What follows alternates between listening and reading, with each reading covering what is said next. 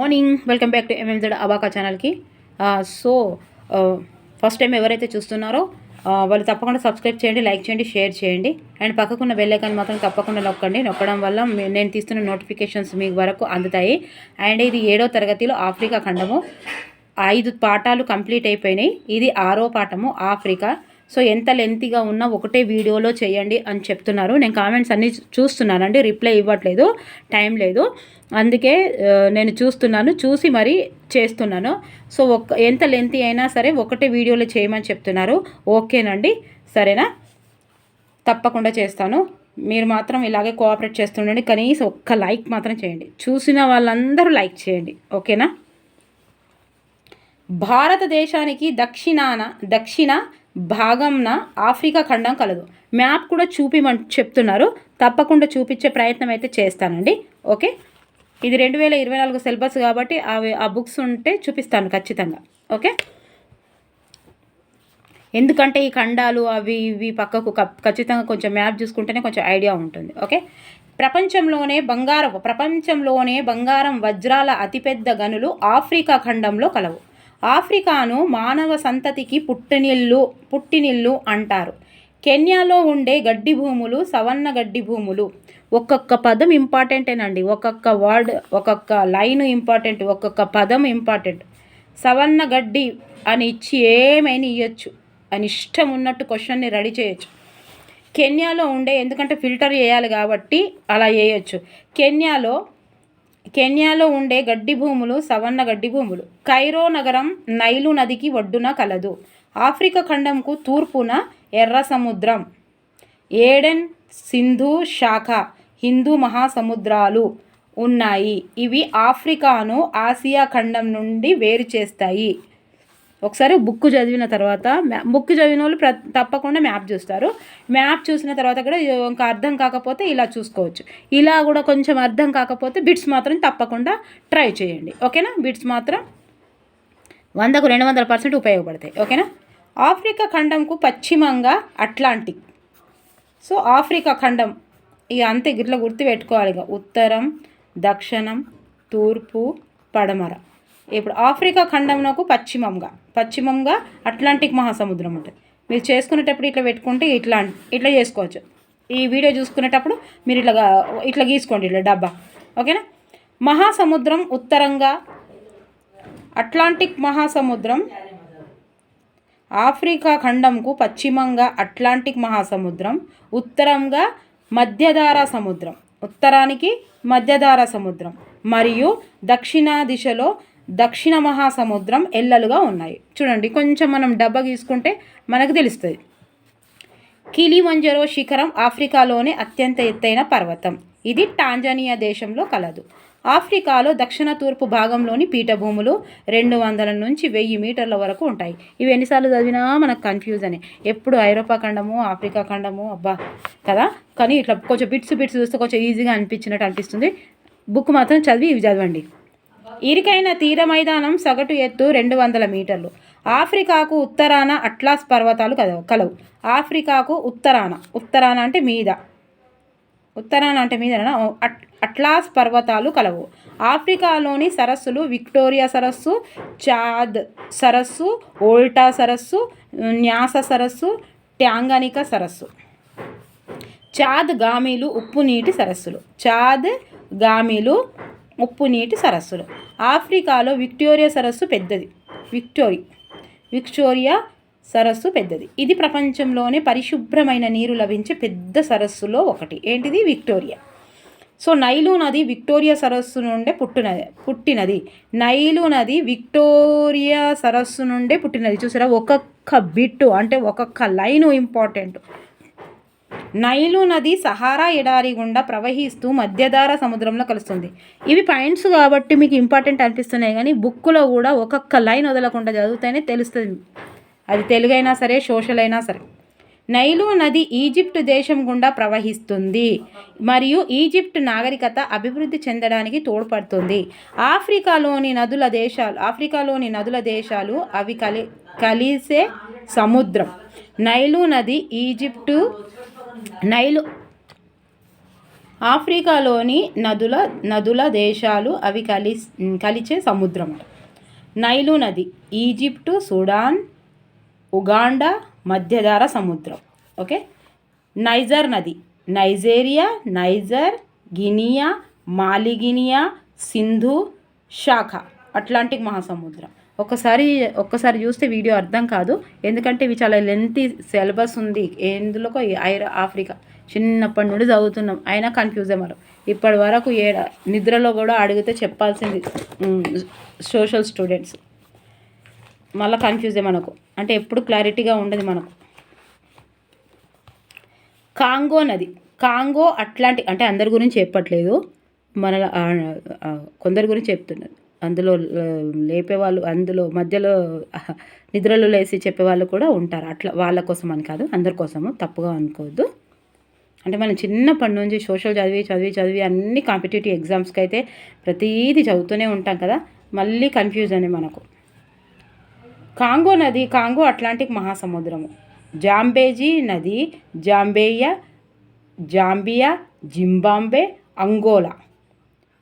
Mozambique హిందూ మహాసముద్రం. భూమధ్యరేఖ ఆఫ్రికా ఖండం మధ్య గుండా పోతుంది. భూమధ్యరేఖ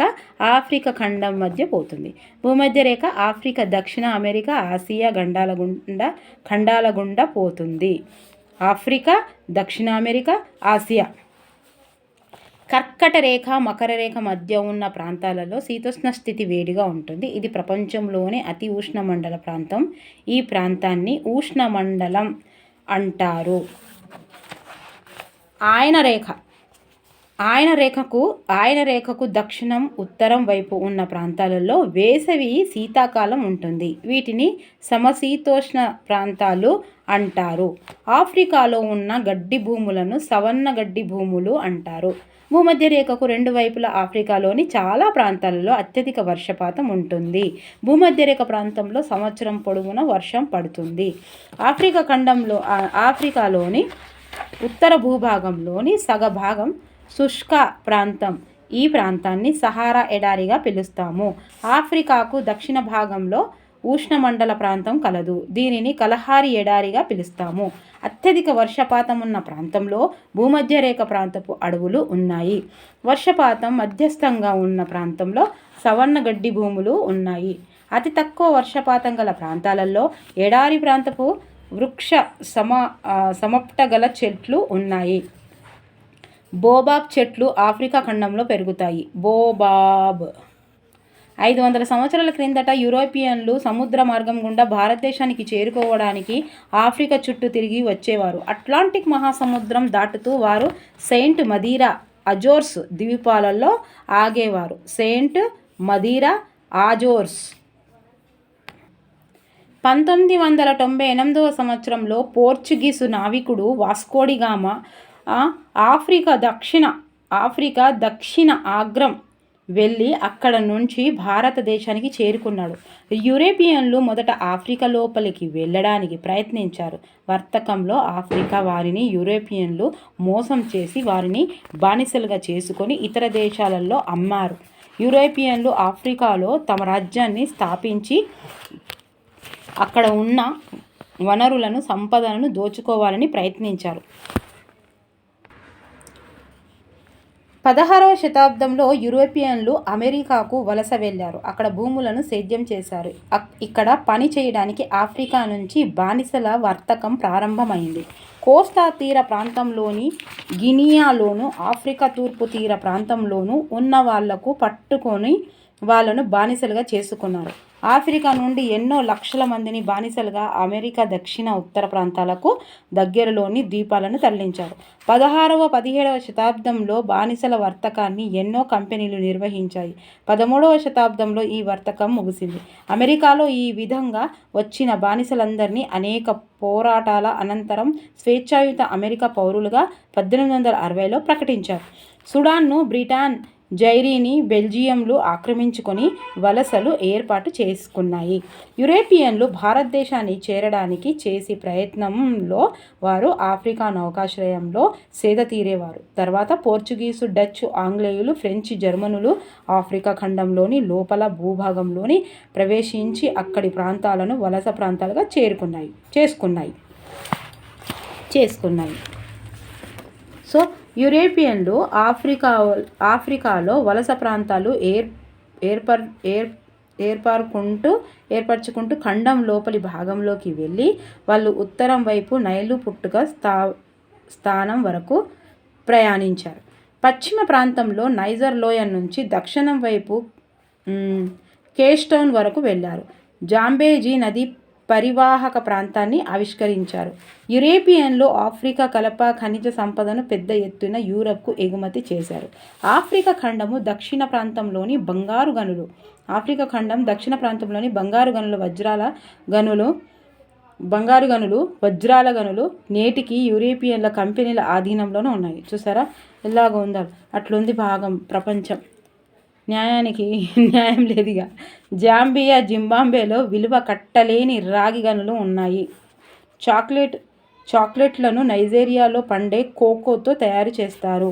దక్షిణ నైజీరియాలో కోకోతో పాటు రబ్బరు తోటలు, పామ్ ఆయిల్ చెట్లను పెంచుతారు. పడవలలో నైజర్ నదిని దాటి పామ్ ఆయిల్ పండ్లను, గింజలను సేకరిస్తారు.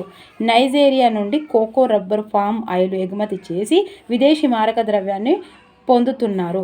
భారతదేశంలో బ్రిటిష్ వారి కాలంలో వర్తకం కోసమే టీ, కాఫీ తోటలు ప్రారంభమయ్యాయి. 1960 సంవత్సరం వరకు నైజీరియా బ్రిటిష్ వారి ఆధీనంలో ఉండేది. బంగారం, వజ్రాలకు ఆఫ్రికా ఖండం ప్రపంచంలోనే మొదటి స్థానంలో ఉంది. ఓకే, బంగారం, వజ్రాలకు. నైజీరియా సహజ వనరులలో ఖనిజ తైలం లేదా పెట్రోలియం అతి ప్రధానమైనది. ఈ దేశంలోని చమురు శుద్ధి కర్మాగారాలపై డచ్ కంపెనీలు ఆధిపత్యం కలిగి ఉన్నాయి. 1958 సంవత్సరం నుంచి నైజీరియా ఖనిజ తైలంను ఎగుమతి చేస్తూనే ఉంది. చమురు శుద్ధి కర్మాగారాలు హార్కోర్ట్లోను, వారి పోర్టులోను నెలకొల్పారు. చిన్నగా చదివితే పెద్ద హార్డ్ ఏం లేదండి. ఇదే ఇంకా కొంచెం కంటెంట్లో ఇంకొంచెం ఎక్కడైనా ఉండొచ్చు. చూస్తే భయపడినట్టు అవుతుంది. చిన్నగా చదివితే ఎంత ముద్దుగా ఉన్నాయి చూడండి. చమురు శుద్ధి కర్మాగారాలు హార్కోర్ట్లోను, వారి పోర్టులోను నెలకొల్పారు. ఇలా చిన్న చేసుకుంటే భయపడే అవసరమే లేదు. ఫస్ట్ టైం ఎవరైతే రాస్తున్నారో వాళ్ళు తప్పకుండా ఒకసారి, 2 సార్లు, 3 సార్లు, ఒకసారి చదివితే చూడండి అస్సలు అర్థం కాదు. రెండోసారి చదివితే కొంచెం ఈజీగా అనిపిస్తుంది. ఇంకా 3సారి చదివితే దానికి తిరిగే ఉండదు. అన్నీ చాలా వరకు తెలిసిపోతాయి. యూజువల్లీ గత పెద్ద ఆఫ్రికా ఖండం 10 నిమిషాలలో అయిపోయింది వీడియో. ఇక practice bits point to point నచ్చకపోతే ప్రాక్టీస్ బిట్స్ మాత్రం తప్పకుండా చేయండి. చేయడానికి ప్రయత్నం చేయండి. అంత మెల్లగానే చెప్తున్నాను నేను, స్పీడ్గా కూడా ఏమి ఉరుకుతలేను. ఓకేనా? సో ఇప్పటి వరకు అయితే ప్రింటింగ్ మిస్టేక్ అని రాలేదు. చూడండి మీరు కూడా, ఇప్పటి వరకు అయితే రాలేదు. అలా బుక్ ఇంత పెద్ద ప్రాజెక్ట్ కాబట్టి ఎక్కడైనా వచ్చే అవకాశం ఉంది. కాబట్టి మీలో ఎవరికైనా కరెక్ట్గా తెలిస్తే తప్పకుండా కామెంట్ బాక్స్లో కామెంట్ చేసి రాయండి. ఓకే. ఆఫ్రికాలోని అత్యంత ఎత్తైన పర్వత శిఖరం ఏది? కీలిమంజరో అదే ఉంది. ఆఫ్రికాలోని సరస్సులన్నింటికంటే పెద్దది ఏది? విక్టోరియా సరస్సు. పెద్దది, పొడవుది డిఫరెన్స్ ఉంటాయండి. నైలు నది సహారా ఎడారి గుండా ప్రవహిస్తూ ఈ సముద్రంలో కలుస్తుంది. ఏ సముద్రంలో కలుస్తుంది? మధ్యధరా సముద్రంలో కలుస్తుంది. కైరో నగరం ఏ నది ఒడ్డున ఉన్నవి? నైలు నది. ఎంత మంచి, అక్కడ గట్ల చదువుకున్నాం, ఇక్కడ ఇట్లా చదువుకున్నాం, బుక్లో అట్లా చదువుకున్నాం. ఇంకేమైనా ఉందా అండి? మంచిగా 10 నిమిషాలు, అదో 20 నిమిషాలు, ఇదో 20 నిమిషాలు కథ. ఆఫ్రికాలోని గడ్డి భూములు ఏమంటారు? సవన్నాలు అంటారు. అమెరికాలోని ఆఫ్రికాకు చెందిన బానిసలు ఈ సంవత్సరంలో స్వేచ్ఛాయుత అమెరికా పౌరులుగా ప్రకటించనున్నారు. 1860. ఏ సంవత్సరంలో నైజీరియా బ్రిటిష్ వారి నుంచి స్వాతంత్రం పొందినది? ఎప్పుడు పొందింది? 1960. బంగారం, వజ్రాలకు ఆఫ్రికా ఖండం ప్రపంచంలోనే ఈ స్థానంలో ఉన్నది. ఏ స్థానంలో ఉంది? మొదటి స్థానంలో ఉంది. భారతదేశానికి పశ్చిమ దిశలో ఉన్న ఖండం ఏది? ఆఫ్రికా. భారతదేశానికి పశ్చిమంగా ఉందట ఏడు, ఉత్తరం, దక్షిణం, తూర్పు, పడమర. ఈ భారతదేశానికి పశ్చిమ దిశలో ఉన్న ఖండం ఏదంటే ఇది ఏడున్నది, ఆఫ్రికా పశ్చిమ గీడు ఉంటుంది లెఫ్ట్ సైడ్. విక్టోరియా సరస్సు ఏం లేదు, డబ్బా గీయాలి అంతే, ఇట్లా డబ్బా గీసుకోవాలి, ఉత్తరం దక్షిణమే వేసుకోవాలి. అరే ఇది ఇట్లా చెప్తుంది కదా, అట్లా చెప్తుంది, గిట్లున్నదా గట్లున్నదా అంతే. విక్టోరియా సరస్సు నుంచి జన్మించే నదిను గుర్తించండి. ఇది బి, నైలు నది. ఆఫ్రికాలో నైజీరియా దేశం ఏ దిక్కున కలదు? బి, పడమరాన. ఆఫ్రికాలో ఏ ప్రాంతంలో బంగారం గనులు ఎక్కువగా కలవు? దక్షిణ ప్రాంతం, కిందికట. ఆఫ్రికాలో కిందికి ఉంటాయి. సంవత్సరం పొడవునా వర్షం పడే ప్రాంతాలను గుర్తించండి. బి, భూమధ్య రేఖ ప్రాంతం. నైజీరియా ప్రజలు పడవలో నైజర్ దానిని దాటి సేకరించే ఉత్పత్తులు ఏవి? 14. సి, ఏ మరియు బి. పామ్ ఆయిల్ పండ్లు, పామ్ ఆయిల్ గింజలు. Okay, A and B. ఆఫ్రికాకు అట్లాస్ పర్వతాలు ఏ దిక్కున కలవి? సి, ఉత్తరం అంటే మీద ఉంటాయి. ఓకే, ఈజిప్ట్ నాగరికత అభివృద్ధి చెందడానికి తోడ్పడిన నది ఏది? నైలు నది. భూమధ్య రేఖ ఈ ఖండం గుండా పోదు. ఇట్లా ఒక్కటి కూడా పోవద్దు ఇట్లా మనం, ఎందుకంటే తెలిసి చదవడంలో పొరపాటు అయ్యి అర్థం చేసుకోవడంలో పొరపాటు వల్ల క్వశ్చన్ పోవద్దు, ఆన్సర్ మనకు తెలిసే ఉంటుంది. సరే ఆన్సరే తెలియదు మనకి, క్వశ్చనే తెలియదు అంటే నో ప్రాబ్లం. కానీ ఈ పోవాలి అని తెలియకుండా టకటకటక పెడతాం. వాడు కూడా చాలా హుషారు ఉంటాడు, కింద మంచిగానే ఇస్తాడు. ఉంటే ఏది పోతే ఏది ఉంటుంది, పోకపోతేదని. ఇట్లా ఒక్కటి కూడా కొట్టుకోదు. ఇది మొత్తం 100% మన తప్పే. ఇంతకుముందు ఒక్కసారి తప్పు చేస్తే అది మన తప్పు, ఎదుటోళ్ళు తప్పు చేస్తే అది మన తప్పు. రెండోసారి మనం తప్పు చేసినామంటే టోటల్గా మన బాధ్యతనే ఉంటుంది. ఎందుకంటే ఇప్పుడు మనము పోయినసారి ఎందులో తప్పు చేసినామో మనకు తెలిసిపోయింది. ఇక ఒకటోసారి కాబట్టి అది అయిపోయింది. ఇప్పుడు రెండోసారి కూడా మళ్ళీ మనమే తప్పు చేసినాం అనుకో, అది మొత్తం బాధ్యులు మనమే అవుతాం. C, Antarctica. ఈ సాధారణ శకం 1498 సంవత్సరంలో పోర్చుగీసు నావికుడు వాస్కోడిగామా ఆఫ్రికా దక్షిణ అగ్రం వెళ్ళి అక్కడి నుంచి ఈ దేశానికి చేరుకున్నాడు. ఎక్కడికి చేరుకున్నారు? భారతదేశం. 500 సంవత్సరాల కిందట యూరోపియన్లు సముద్ర మార్గం గుండా భారతదేశాన్ని చేరుకోవడానికి ఈ ఖండం చుట్టూ తిరిగి వచ్చారు. ఏ ఖండం చుట్టూ తిరిగి వచ్చారు? ఆఫ్రికా ఖండం. జాంబియా, జింబాబ్వేలో విలువ కట్టలేని ఈ గనులు ఉన్నాయి. ఏమున్నాయి? డి, రాగి గనులు ఉన్నాయి. చమురు శుద్ధి కర్మాగారాలను నైజీరియాలో ఏ ప్రాంతంలో నెలకొల్పబడ్డాయి? ఎక్కడ పడ్డాయి? సి, ఏ మరియు బి. అంటే హార్కోర్టు, వారిపోర్టు. ప్రపంచంలోని బంగారం, వజ్రాల అతిపెద్ద గనులు ఈ ఖండంలోనే ఉన్నాయి. ఏ ఖండంలో ఉన్నాయి? బి, ఆఫ్రికా ఖండం. ప్రపంచంలో అతిపెద్ద ఉష్ణమండల ఎడారి ఏది? ఉష్ణమండలం ఏది? సహారా ఎడారిలో ఏ ఉష్ణమండలం ఉంటుంది? ఏ మండలం ఉంటుంది అని అడుగుతూ ఇష్టం ఉన్నట్టు అడగవచ్చు. ఉష్ణమండలం. ఆఫ్రికా దక్షిణ భారతదేశంలోని ఉష్ణమండల ఎడారిని గుర్తించండి. కలహారి ఎడారి. ఆయన రేఖకు దక్షిణం, ఉత్తరం వైపు ఉన్న ప్రాంతాలలో వేసవికాలం, శీతాకాలం ఉంటుంది. వీటిని ఈ విధంగా పిలుస్తారు. ఏ విధంగా పిలుస్తారు? బి, సమశీతోష్ణ ప్రాంతాలు. ఏ శతాబ్దంలో యూరోపియన్లు అమెరికాలకు ఎక్కువగా వలస వెళ్ళారు? బి, 16వ శతాబ్దం. యూరప్ నుంచి బయలుదేరిన యాత్రికులు అట్లాంటిక్ మహాసముద్రం దాటుతూ ఈ ద్వీపాలలో ఆగేవారు. సి, ఏ మరియు బి. అంటే సెయింట్ మదీరా, అజోర్స్. యూరోపియన్లు ఆఫ్రికా నుంచి పెద్ద ఎత్తున యూరప్కు ఎగుమతి చేసిన ప్రధాన వస్తువు ఏది? సి, ఏ మరియు బి. ఆన్సర్ కలప, ఖనిజ సంపద.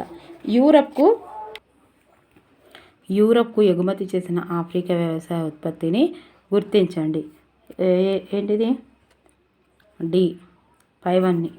టీ, కాఫీ, రబ్బరు, పొగాకు.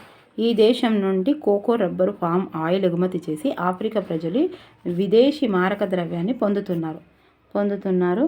సి, నైజీరియా సహజ వనరులలో అతి ప్రధానమైనది ఏది? ఏ, పెట్రోలియం. ఏ సంవత్సరంలో నైజీరియా ఖనిజ తైలాన్ని ఎగుమతి చేయటం ప్రారంభించింది? సి 1958. నైజీరియాలోని చమురు శుద్ధి కర్మాగారాలపై ఈ కంపెనీలు ఆధిపత్యాన్ని కలిగి ఉన్నాయి. బి డచ్ కంపెనీలు. ఏ ఖండంలో మానవ సంతతి ఆవిర్భవించింది? C Africa. నైలు నది ప్రవహించే దేశంను గుర్తించండి. D Egypt. ఆఫ్రికా ఖండము మధ్య గుండా పోయే రేఖను గుర్తించండి. భూమధ్య రేఖ. చాలా కాలం క్రితము యూరోపియన్లకు తెలిసిన ఆఫ్రికా ప్రాంతంను గుర్తించండి. ఏ ఉత్తర ప్రాంతము. ప్రపంచంలోని అతి ఉష్ణమండల ప్రాంతము ఏ ఖండంలో కలదు? బి ఆఫ్రికా ఖండం. ఏ దేశపు కల్పకు ప్రపంచ దేశాలలో మంచి గిరాకీ ఉంది? D Nigeria. చాక్లెట్లు వీటితో తయారు చేస్తారు. B cocoa. భూమధ్య రేఖ, కర్కట రేఖ, మకర రేఖలు 3 ఏ ఖండం గుండా పోతాయి? ఆఫ్రికా. ఏ సంవత్సరంలో వాస్కోడిగామా భారతదేశానికి సముద్ర మార్గంని కనుగొన్నారు? ఎప్పుడు? సి 1498. ఆఫ్రికా ప్రజల ప్రధాన వృత్తి ఏది? డి పైవన్నీ. వేట, పశుపోషణ, వ్యవసాయం. చాలా కాలం క్రితం భారతీయులకు, అరబ్బు వ్యాపారులకు తెలిసిన ఆఫ్రికా ప్రాంతంను గుర్తించండి. సి తూర్పు తీర ప్రాంతం. క్రింది వాటిలో ఏ నది సహారా ఎడారి గుండా ప్రవహిస్తుంది? సి నైలు నది. క్రింది వాటిలో ఏ ఖండముకు చీకటి ఖండం అని కూడా అంటారు? ఏ ఖండం? ఆఫ్రికా ఖండం. బానిసల వర్తకం ప్రారంభమైన ఖండము ఏది? D Africa. ఆఫ్రికా ఖండంలో విరివిరిగా లభించే ఖనిజములను గుర్తించండి. పైవన్నీ. బొగ్గు, రాగి, తరగం. ఆఫ్రికా ఖండం దక్షిణ ప్రాంతంలోని ఈ గనులు నేటి యూరోపియన్ కంపెనీల ఆధీనంలో ఉన్నాయి. సి ఏ మరియు బి బంగారం, వజ్రాలు. నైజీరియాలో పెరిగే పామ్ ఆయిల్ చెట్లకు మేనేజర్లుగా ఎక్కువగా వ్యవహరించేది ఎవరు? బి బ్రిటిష్ వారు. కిలిమంజరో శిఖరం ఏ దేశంలో కలదు? D Tanzania. జతపరచుము ఆఫ్రికా ఖండం ఎల్లలు. ఇది కొంచెం ఇక్కడ జతపరచుము.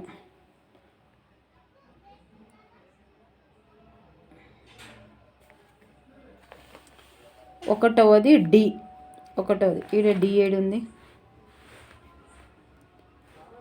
ఏబిసి. సో ఇది 52ది. ఇందులో 4 ఆప్షన్స్ ఇచ్చారండి ఆన్సర్లో. ఇంకా కన్ఫ్యూజ్ అవుతారు, నేను పెట్టాను. మీకు తెలిస్తే, ఇందులో ఉన్న ఏమైనా తెలిస్తే పెట్టండి, ఓకేనా? ఎందుకంటే ఒక్కటి కూడా మనం విన్నది రాంగ్ అయితే అదే మనసులో ఉండిపోతుంది. ఓకే, ఇక్కడ 1 2 3 4 ఆప్షన్స్ ఇచ్చాడు. ఇక్కడ ABCD అని కూడా ఇచ్చాడు. సో ఇదిగోండి 52ది AD 2A 3B 4C అని ఇచ్చాడు. ఇక్కడ మాత్రం ఇదిగోండి 3A ఉన్నాయి. సో అది కన్ఫ్యూజ్గా ఉంది కాబట్టి నేను చెప్పను, మీకు తెలిస్తే రాయండి. ఓకే, ఇప్పటివరకు విన్నారు కదా, ఒకసారి చూసి తెలిస్తే రాదు. జతపరచము. నది కలించే సముద్రం. 1 నైలు నది మధ్యధార సముద్రం. ఒకటవది సి. నైజర్ నది రెండవది ఏ అట్లాంటిక్ మహాసముద్రం. కాంగో నది 3వది డి హిందూ మహాసముద్రం. జాంబేజీ నది 4వది బి హిందూ మహాసముద్రం. సో ఇదిగోండి 1వది సి, 2వది ఏ, 3వది డి, 4వది బి. ఎందుకంటే మనము ఇలా మ్యాచ్ ద ఫాలోయింగ్ చేసేటప్పుడు కన్ఫ్యూజ్గా అవుతాం. ఓకేనా? సో నెక్స్ట్ లెసన్ చేతి వృత్తులు. ఏడో తరగతిలో 7వ లెసన్ చేతి వృత్తులు, చేనేత వస్త్రాలు. చూడండి ఒక్కసారి ఇలా. ఫస్ట్ టైం ఎవరైతే చూస్తున్నారో వాళ్ళు తప్పకుండా సబ్స్క్రైబ్ చేయండి, లైక్ చేయండి, షేర్ చేయండి. ఫస్ట్ టైం చూస్తే ఇవి యూరోప్, ఆఫ్రికా ఖండాలు హార్డే కాబట్టి అలా అనిపిస్తాయి. 2 సార్లు 3 సార్లు చూస్తే మొత్తం మైండ్లో సబ్కాన్షియస్లో పడిపోతుంది మనకు. ఓకేనా? ఒకసారి చూడండి ప్లీజ్ దయచేసి. మీ కామెంట్స్ రాస్తున్న ప్రతి ఒక్కరికి నా మనస్ఫూర్తిగా ధన్యవాదాలండి. 6th క్లాస్ మొత్తం కంప్లీట్ అయిపోయింది. 7th క్లాస్లో 7వ పాఠం తొందరగా చెప్పేసుకుందామని చెప్తున్నారు మేడం. సోషల్కి 60 మార్క్స్ కాబట్టి ఇది కూడా కంప్లీట్ చేయమని చెప్తున్నారు. తెలుగు కూడా నిన్న చేశాను 4th క్లాసు.